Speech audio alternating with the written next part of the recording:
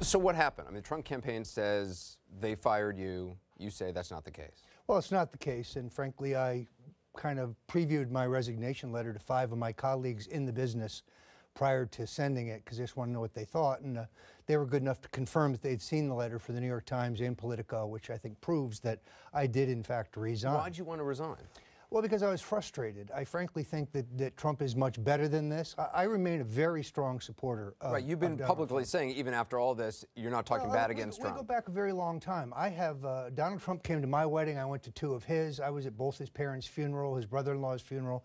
I helped make his wife a federal judge, a very respected federal judge in New Jersey.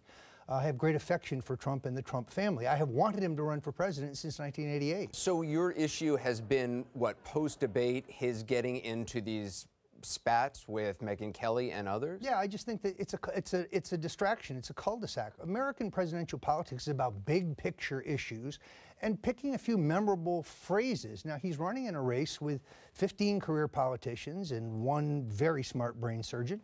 It's a great contrast. People want to hear the Trump vision for America. How will he make America great? So why do you think he knows what he wants to do? He just needs to articulate it. Why do you think he's going down into these, what you call cul-de-sacs? Is it just part of his personality? He cannot help fight back against people who he believes have Well, perhaps his advisors don't realize that the role of a celebrity is different than the role of a candidate. I frankly think by going rogue and telling you what I really think he needs to do, I'm doing this out of loyalty to Trump, and I'm not going to argue with a bunch of 40-year-old advance men. This is one of the great tensions in American politics. There's always tension between the handlers, the merchandisers and advance men, and the men of ideas. Politics is about ideas.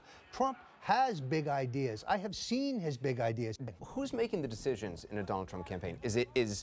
I'm fascinated by his organization. Does he listen to other people, take it into consideration, or does he just say, it's 4 a.m., I'm sending out a tweet? Well, first of all, he's the decision maker. Donald Trump is not scripted, he is not coached, he is not handled. What you see is what you get. He makes these decisions.